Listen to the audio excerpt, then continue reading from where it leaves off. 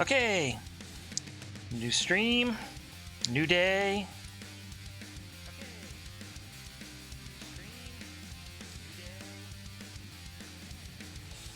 Okay, continue on here with the water dragon princess. So here's where we left off yesterday. Looks pretty good so far.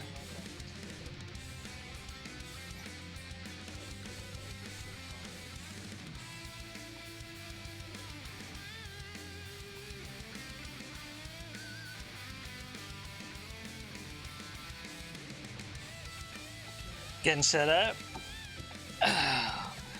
Anybody tuning in after the fact on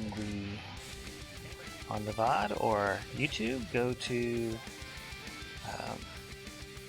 make sure to subscribe and follow so that you get notifications whenever I go live. Anybody tuning in live, yeah, just follow, and you can follow along with what I'm working on right now. This is where we left off yesterday. It's eventually going to have this style. And without further ado, we're just going to get going. What I was working on last night, I have the basics here, or yesterday, I worked on the basics here, and I was working on the hair and the fin and the horns.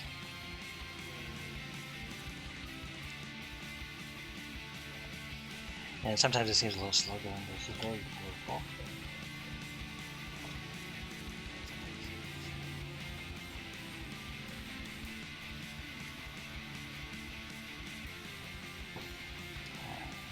And as usual, for the new people, give me a little rundown here. I'm using a 2mm graphite standard part lead and a 2mm graphite holder.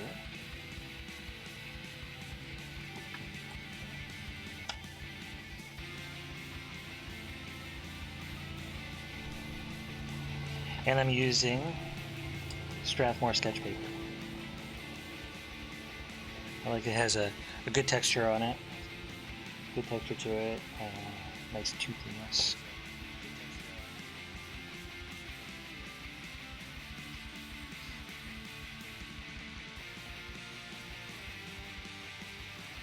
It's really nice for doing grayscale work.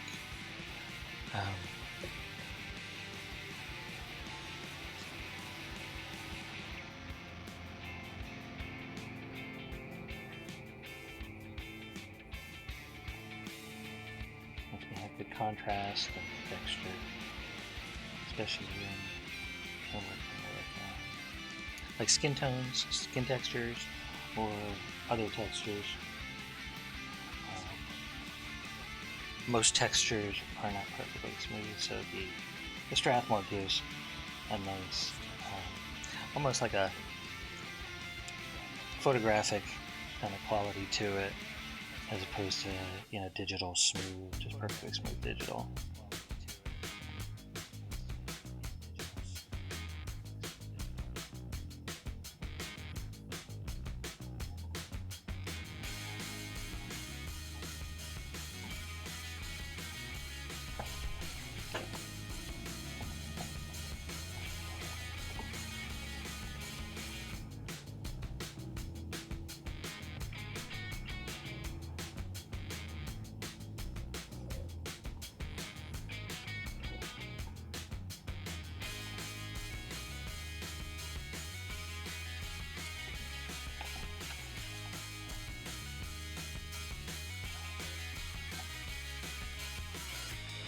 One thing I like doing mythological creatures is that there's a lot of room for interpretation.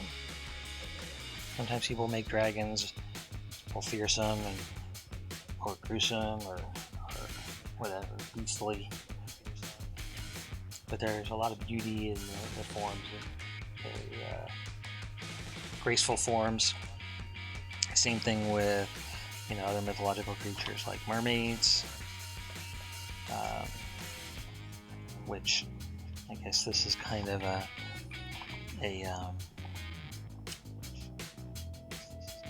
I guess kind of along the lines of a mermaid. Japanese style dragon comes from a koi fish, according to legend. So there's a mythology there. So, you know, any of the creatures of the deep.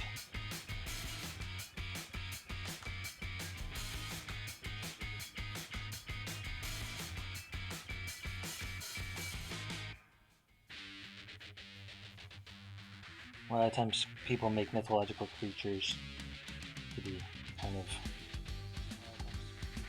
you know, not really ugly, but just not, you know, worldly beauty. And so I try to sometimes bring out like a graceful beauty while still giving a unique character to them, so they don't look like, you know, some Hollywood starlet.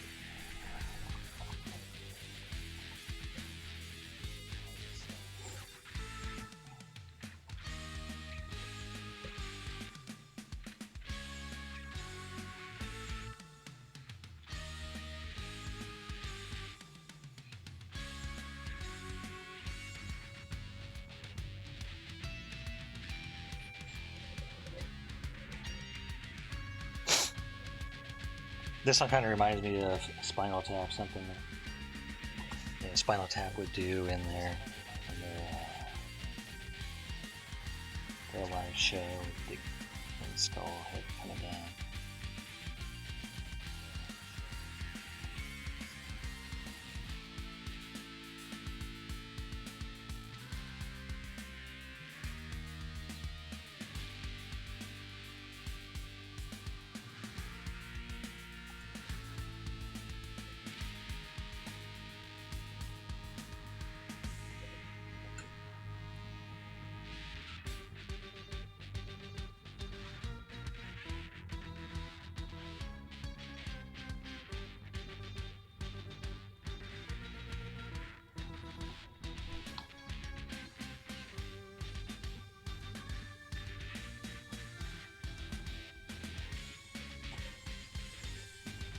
I like turning my sketchbook while I work.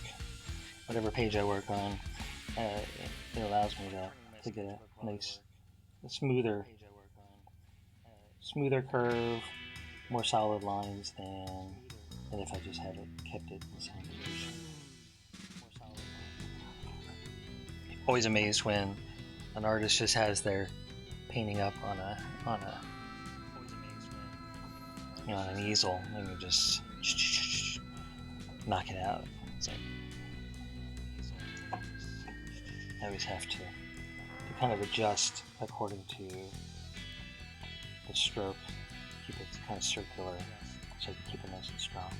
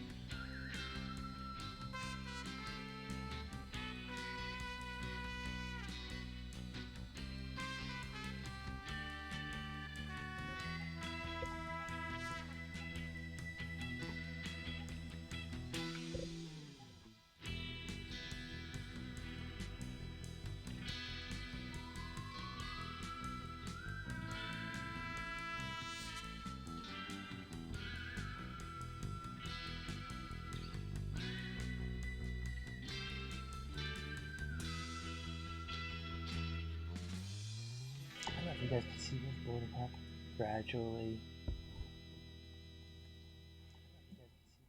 A little bit, yeah. It looks like the camera auto adjusts.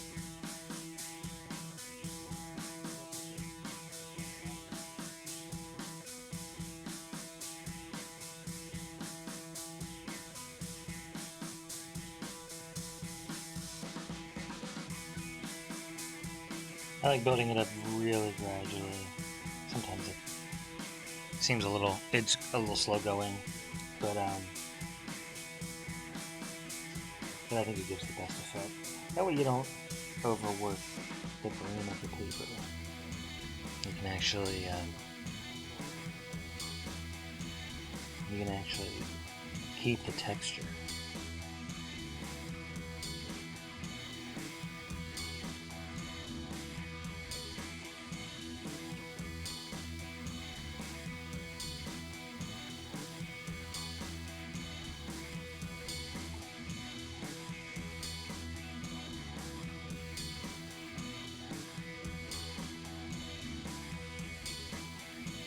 Sometimes if you work the pencil too hard, then you know, it doesn't keep the texture because you end up pressing into the little the hills and valleys on the paper, whereas what you want to do is just kind of skate over the hills and leave the valleys to kind of give a bit of a grainy texture so that it doesn't just look digital.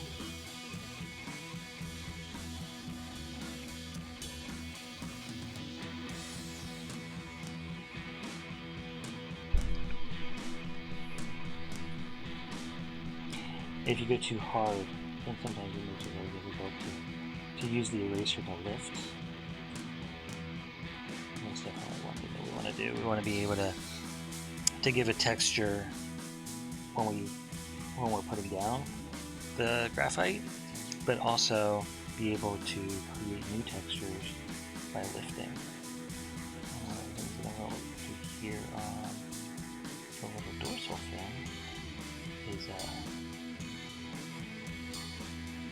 use the technique of lifting to pull away some of the graphite.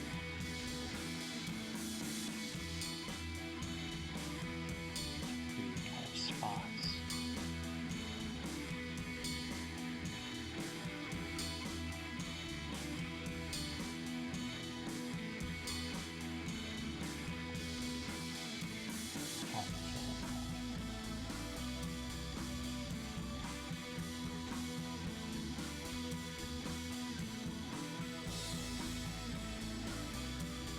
Okay, so I got some texture in there, and then I will knead this into a clean spot.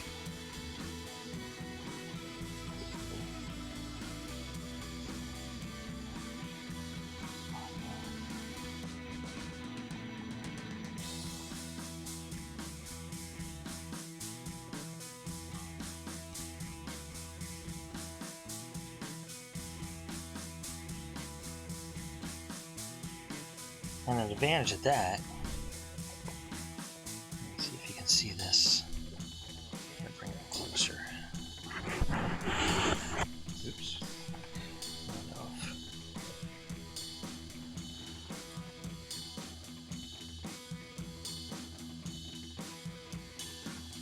Wait for autofocus.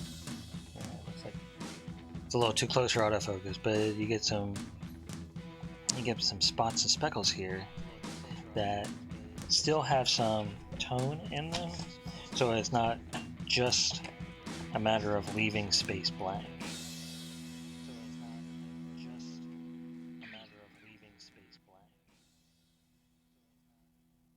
I'll put in some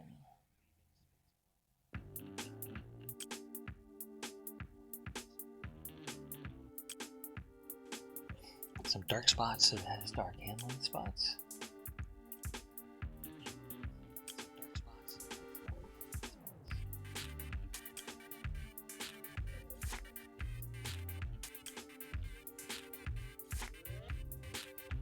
a lot of times art is having a vision in your head, in your mind's eye, and just trying to execute as best as you can.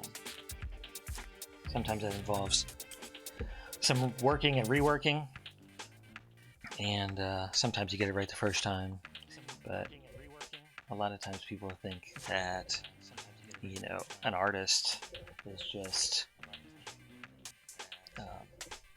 you know, they sit down, they make some drawings, go on with their day, but a lot of it involves working and reworking to make sure that you what ends up as a final product is what's in your mind.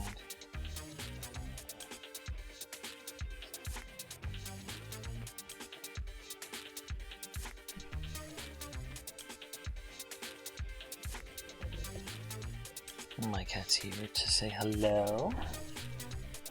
Hello, cat. Minimizing all my windows. Hello, cat.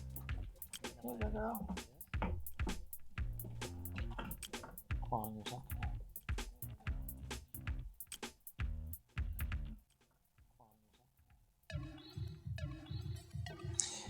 My beautiful little girl.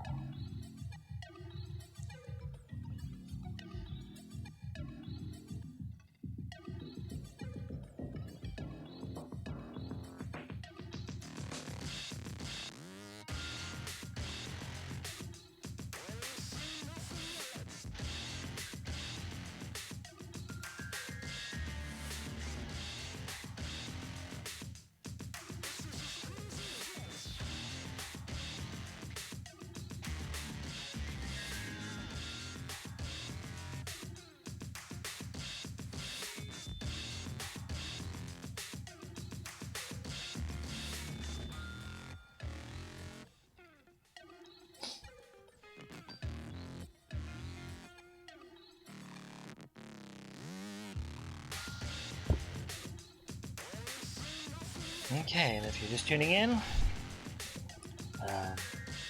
like what you see, I'm working on right now. Working on a water dragon princess. It's going to end up looking like this. Same style. This is kind of beginning stages. So if you like what you see, then definitely click the follow button. And I tend to stream at about this time when I do stream.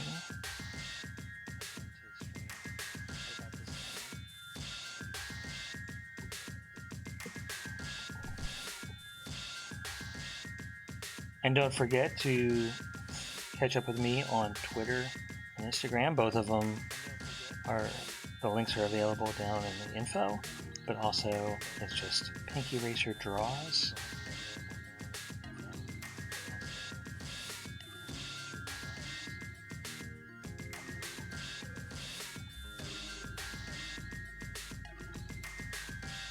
Pinky Racer Draws for both Twitter and Instagram.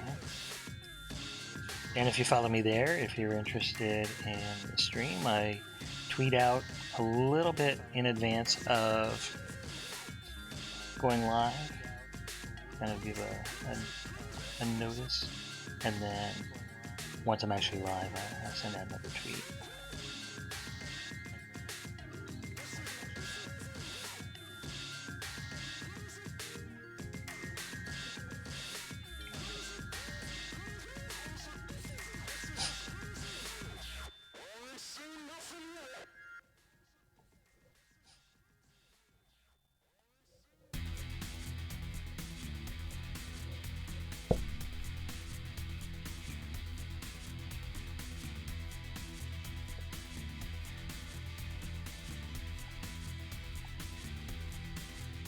One of the things that's really important when you're setting up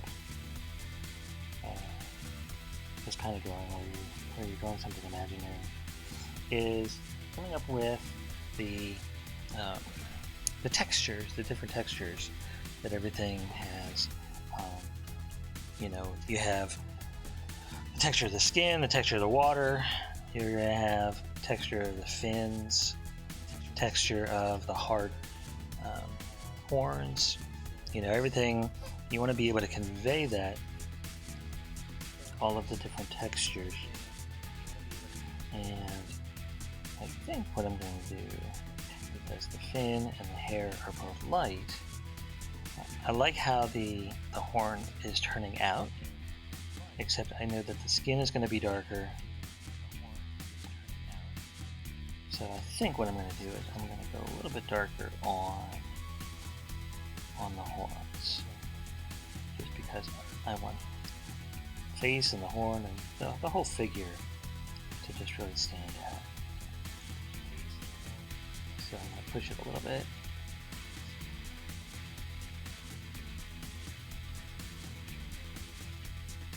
And just build that up darker, but still gradual, so that way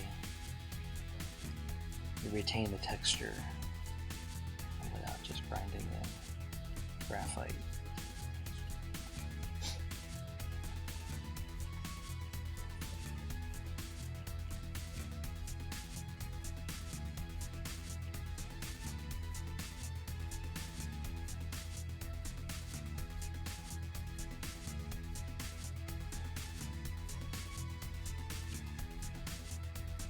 And that way that keeps the texture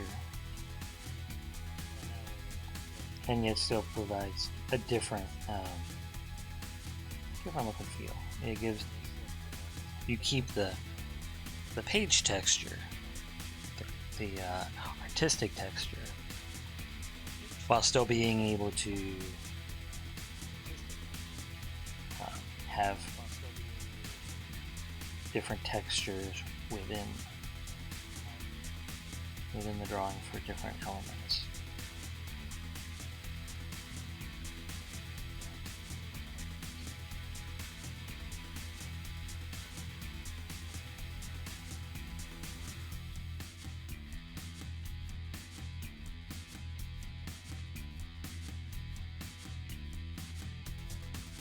Another thing, sometimes if you go draw hair, they draw each strand with a hard line to show that it's a strand of hair, but sometimes it's good to kind of get these lost edges that just, you can see there's a strand of hair that comes across here, but it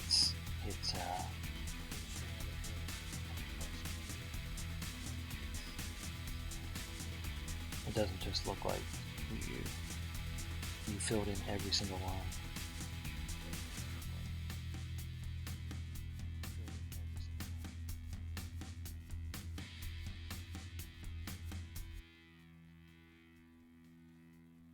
Like these bad tattoos where somebody draws a face and they have like a hard line for the nose and every single tooth drawn in and then before and then you see somebody who actually knows how to do portraiture comes in and fixes it. You definitely don't want to have all those kind of dingy, hard elements. When you have something as fluid and it's supposed to be light and a lot of movement to it.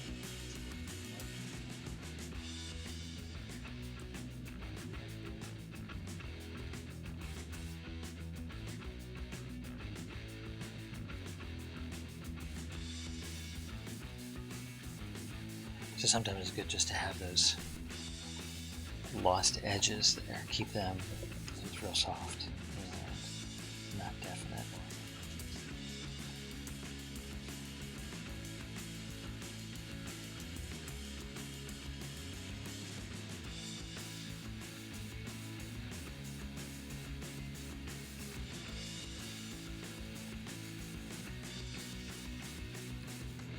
Also kind of gives that more realistic feel, kind of a dreamy, when you're dealing with mythological creatures, sometimes you want that kind of dreaminess where it's you let the viewer's mind fill in everything, fill in some of the details.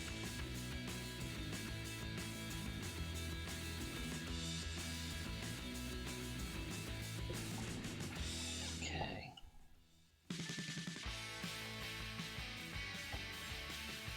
Still not, maybe not as dark as I like.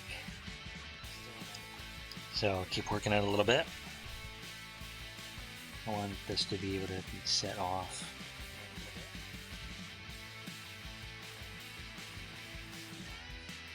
From the surrounding elements.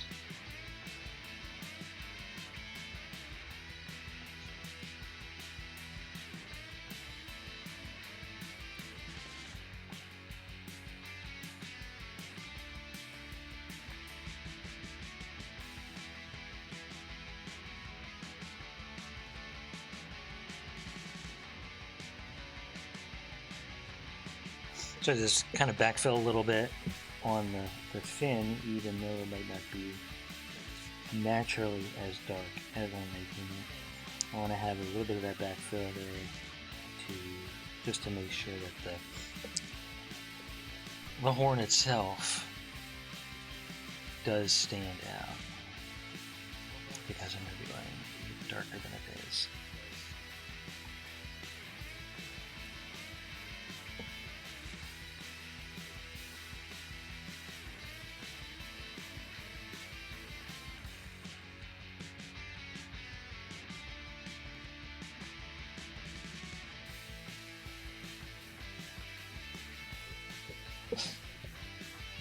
I like that bit better, yeah. I like that bit better, yeah.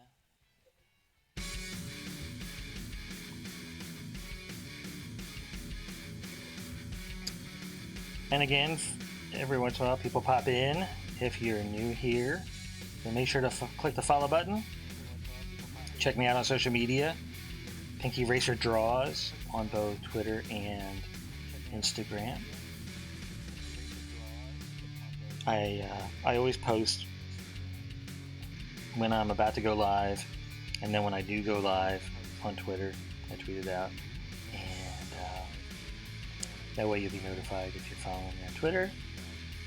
On Instagram and Twitter, I post the final of what I accomplished for this stream.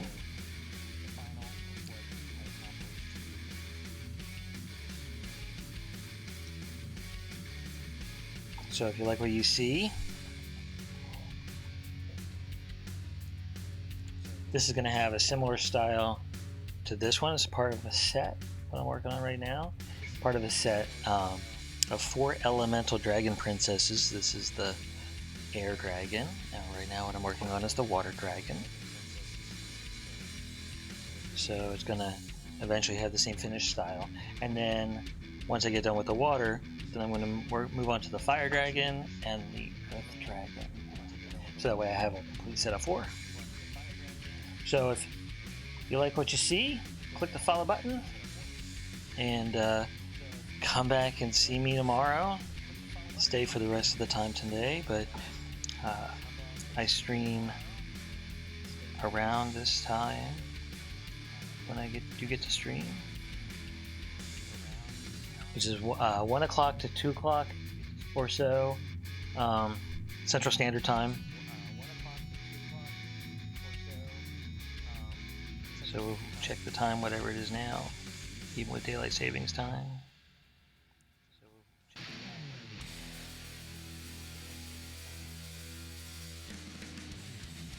The dreaded daylight savings.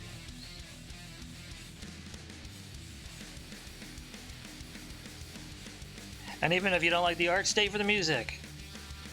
Killer music. Kick-ass music for the whole stream.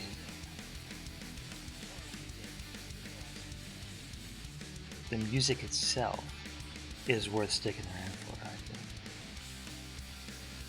Cool mix of random punk and hardcore type of songs.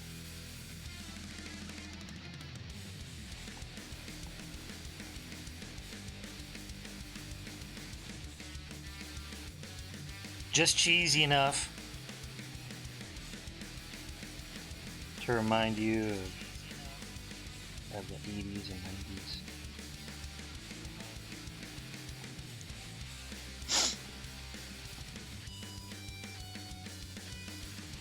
And for those tuning in, these are the tools I use. Strathmore sketch paper, 2mm pencil lead in a 2mm lead holder. I like it as opposed to regular wood encased pencils because you don't waste the wood.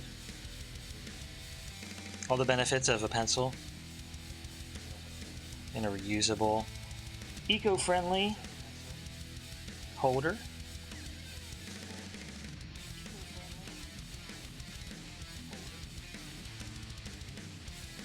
Yes, it's plastic and metal, but once it's created, I can use it for literally years and years. My mom was a fashion designer in the 60s. She went to graduate school in the 50s. And when I first started out, I used her 2mm lead holder, so it can last for decades, literally decades, 60 years, 75 years. You know, it's just definitely more eco-friendly. And I like the 2mm size as opposed to the standard mechanical pencil, the 0.05 or 0.7 millimeter, just because I can get a wider range of tip. The largest that I'm going to get for 0.7 is a tip size of 0.7. Whereas with a 2mm, I can actually get the kind of a flatter, shading that you can't really get with a 0.7mm. So I can just smoothly cover large areas with a 2mm that you can't get with just a standard mechanical pencil. I like doing mechanical pencils when I'm working on something that's, well, mechanical, something that's real sci-fi, that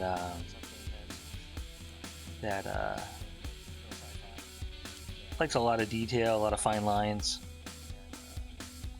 Something like a spaceship or a robot, or like, let me see up here, like this little robot up here.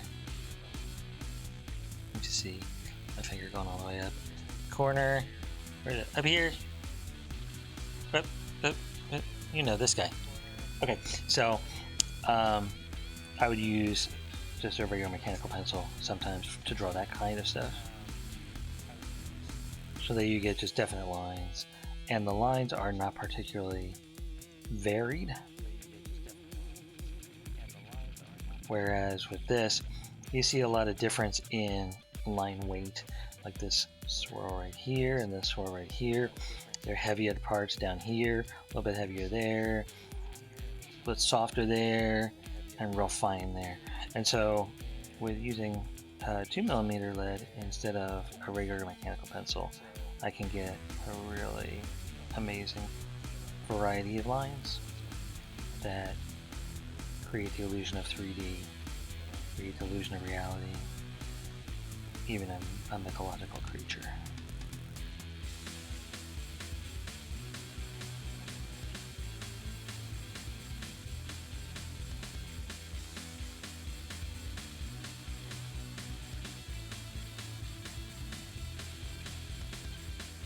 And so I will put in a rough shading here on this horn, and then build it up.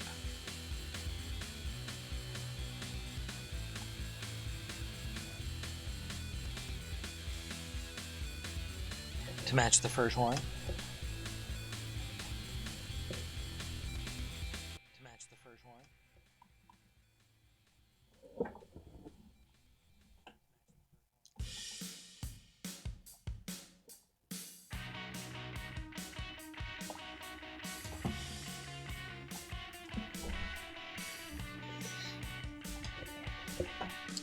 You can get a little something to drink.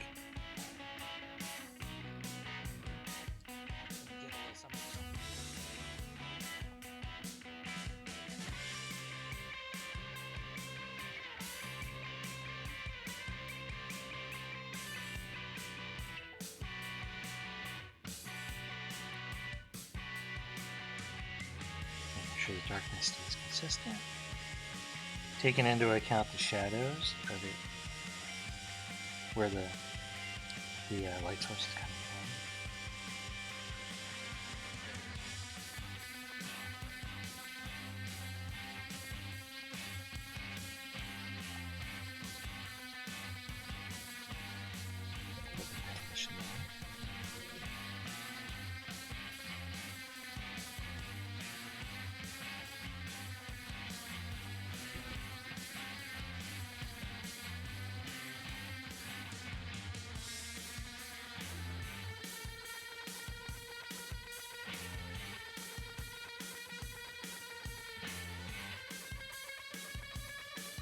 Reworking the hair a little bit, get a little bit of shadow back there, but not much, just enough to set off the horn because she has light hair, a light not really hair, but a mane. Dragons have manes, at least Japanese and Chinese dragons.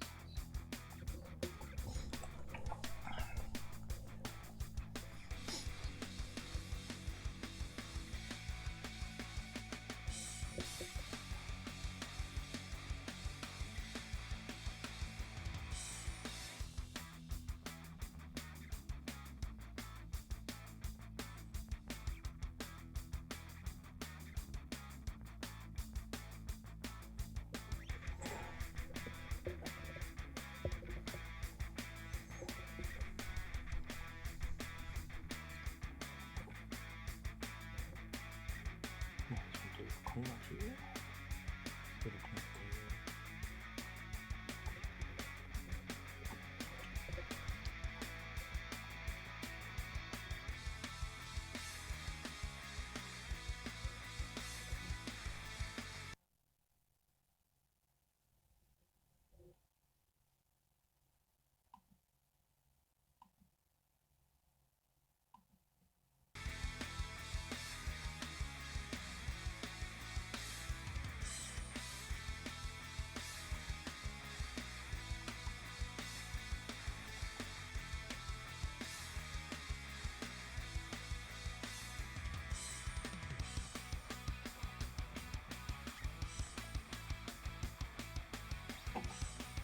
Okay, now I'm going to continue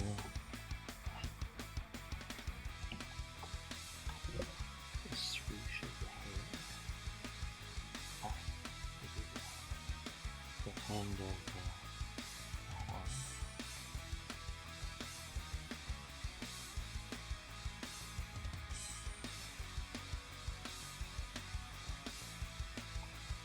And now for the swoosh of the hair.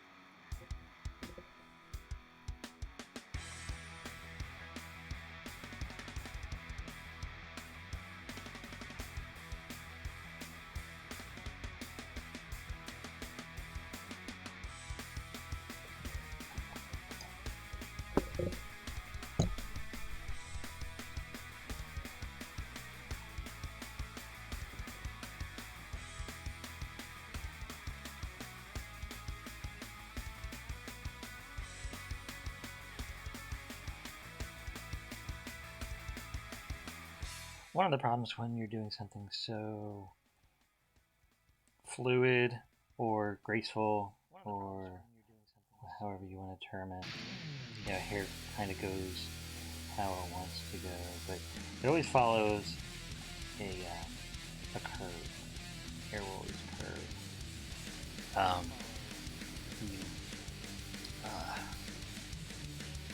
Kind of hard to get it to look so free and flowing,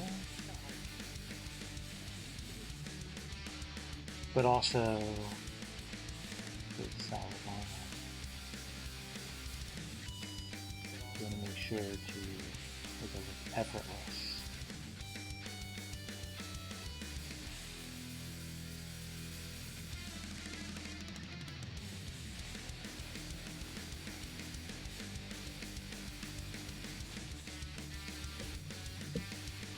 You want to make sure that everything flows the same way, same direction. And you don't want it to look stiff. You don't want to just copy and paste a curve, or just something flat. You want to make sure it's loose. And sort of spontaneous, even if you spend a lot of time on it. Spending a lot of time on these curves right here, in the hopes that once I get done, I still kind of have that spontaneity, the flow of it that makes it look natural.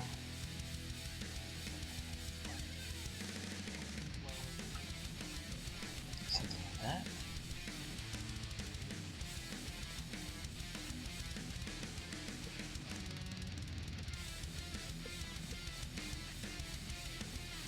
And then going back and forth over it, I want to make sure to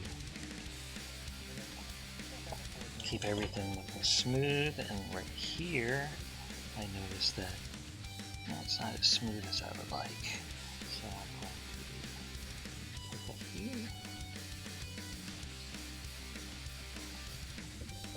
And do this.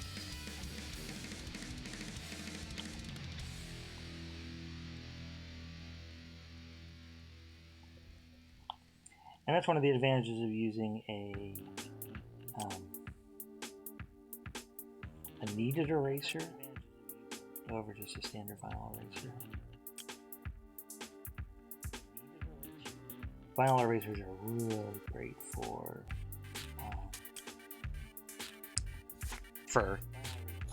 grabbing up large areas of solid material. But for something like this, where you definitely can't keep it settled, it sometimes can be too brittle. So the kneaded eraser is good,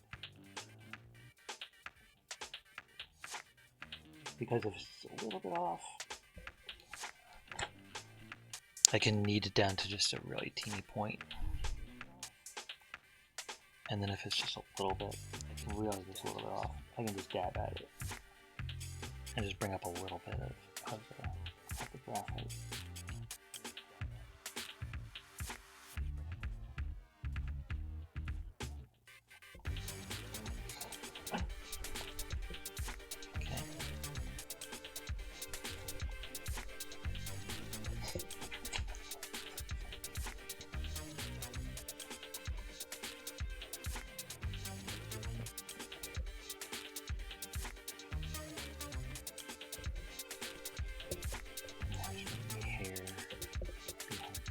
Swirling.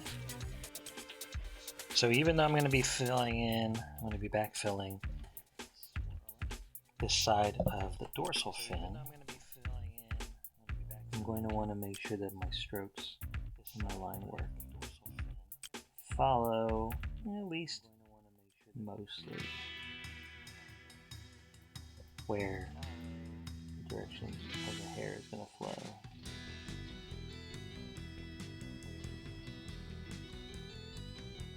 It's going to all swirl about the same. So as long as I go in about the same direction, then it should work out just fine.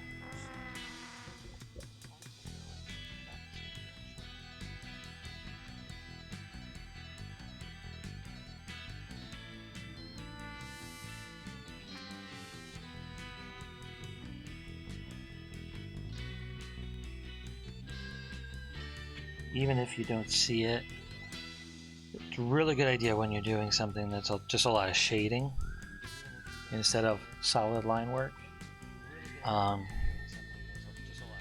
You know, if you go the right direction then it's easier in the end to blend it.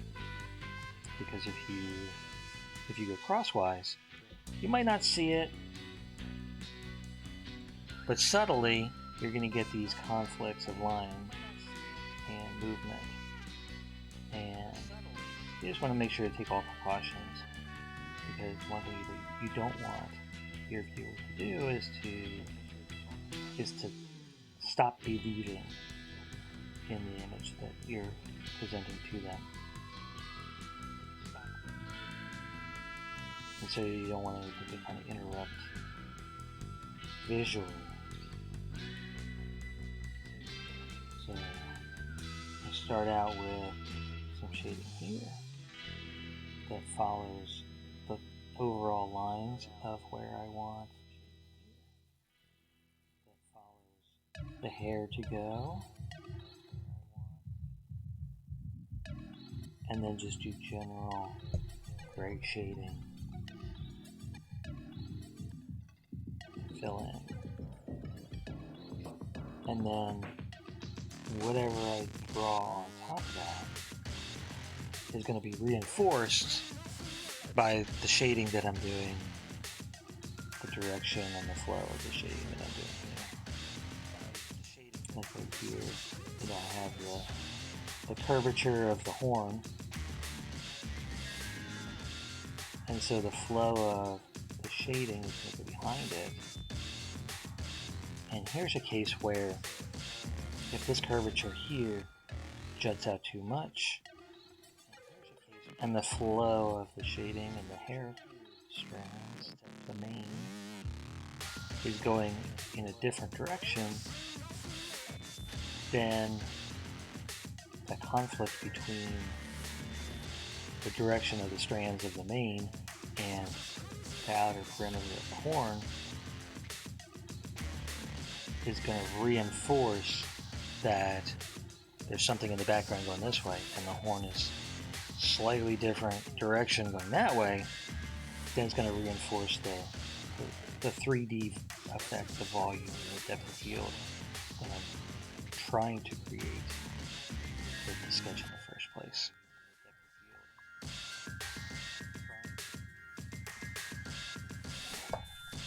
Okay. Now, I could go a little bit darker here, but it's supposed to be light colored hair, light colored mane. So I don't want to go too dark.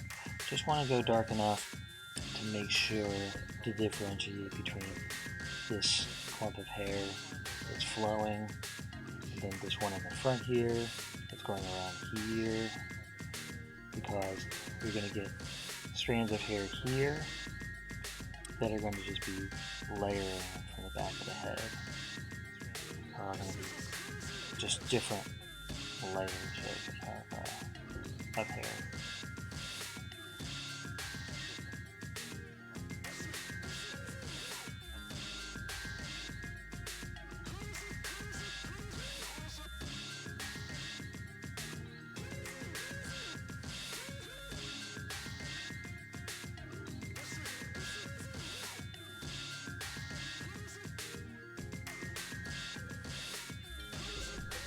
And then because this hair here is also behind the fin, and then because this hair here, put a little bit of shading in there to separate it from the movement of the fin. And again, this horizontal curvature here, more of a wave.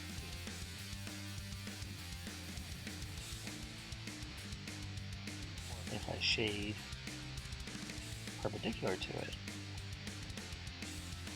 instead of going along the perimeter of the wave, then that reinforces that there's this swirl here that's different than the flatness of the dorsal fin.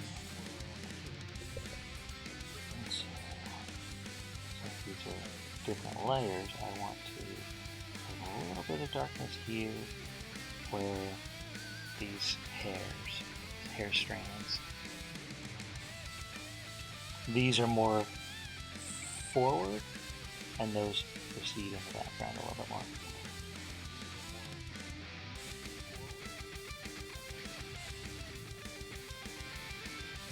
And this may not be entirely realistic lighting, but you can take liberties to help reinforce the concept of things being more in the foreground or more receding towards the background.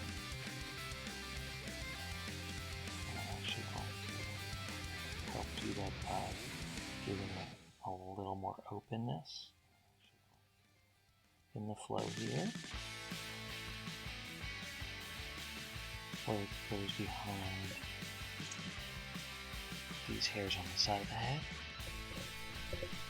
so that we have a more of a layered.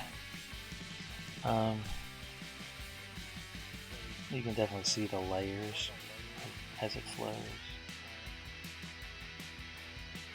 to kind of reinforce the concept of things in the foreground, things receding in the background. And I think for this, I'm done with the hair for now, except I would like to expand on this. And again, back to the primary reason for using a kneaded eraser. Right here, I'm not happy with how the hair is behind the horn, and how the horn curves in there in front of this clump of strands of the mane. And so I lift a little bit, and then all of a sudden, the hair that's in between the horns, I can manipulate a little bit better and get rid of those intersections. For me, intersections, I always try and be very acutely aware of intersections and how they affect the viewer's ability to interpret what is going on. Okay, so what I ended up doing is reinforcing the front perimeter of the horn here, and then lifting a little bit. I'm going to lift a little bit more. A little bit of the strands of the mane that are going behind the horn, obscured by the horn. And because they're going in two different directions, if I can reinforce the curve of the strands of the mane, then that really helps out create the illusion of 3D. Now, this looks a lot larger, and so what I'm going to do is I'm going to bring some strands in front of the dorsal fin.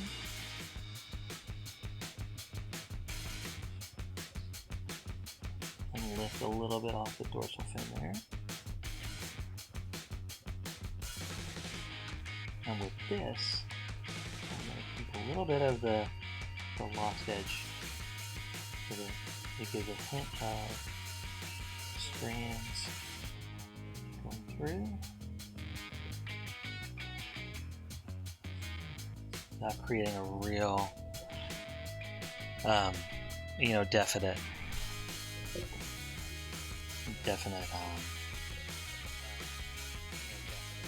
division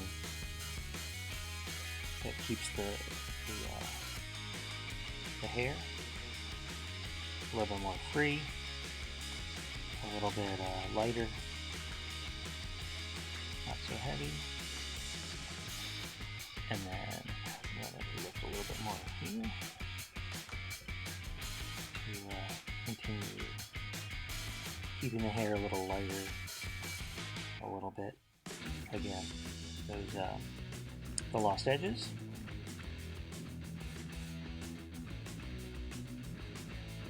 And then here, I'm going to lift a little bit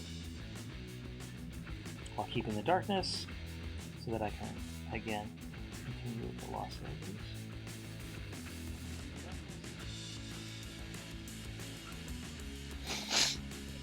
Alright, and then in. A tiny bit here in the corner. There we go. So that way you have this layering with multiple different textures. And you get a harder horn with the highlights on them. You have the softer hair with the flow. And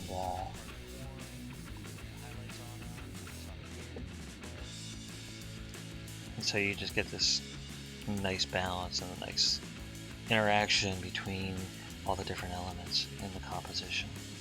So, okay, so I think this is going to wrap it up for today. I've been on for about an hour, and I'm going to just close this for today. Man, with this daylight savings, my whole where's the next chibi? Where's it? Can you hear me now? Can you hear me now?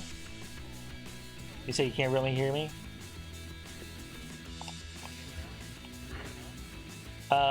Next chibi?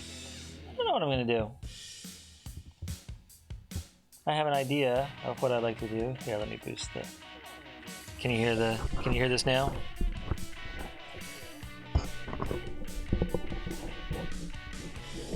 I don't know if this is better. I have a I moved it a little bit closer and turned it up. Just in time. Just in time for me to wrap it up for the evening. Well, it's actually afternoon here, but it feels like evening because of daylight savings time. And it's going to take me a long time to adjust to that. So, for those that are watching, if you're watching this on YouTube later tonight, or if you're watching the VOD coming in from somewhere, coming in from Twitter or Instagram, then don't forget to subscribe. Click the subscribe button so you can see when I'm on next. And if you like it, then definitely follow me on Twitter. Definitely follow me on Instagram so that you can see updates. I will tweet out when the VOD goes onto YouTube if you prefer watching it on YouTube. So, great stream. I will be posting the finished shot of where I'm at today on Twitter and Instagram. So check it out, and I hope to see everybody and more tomorrow. And everybody have a good day. All right, talk to you later. Bye. Everybody have a good day. All right, talk to you later.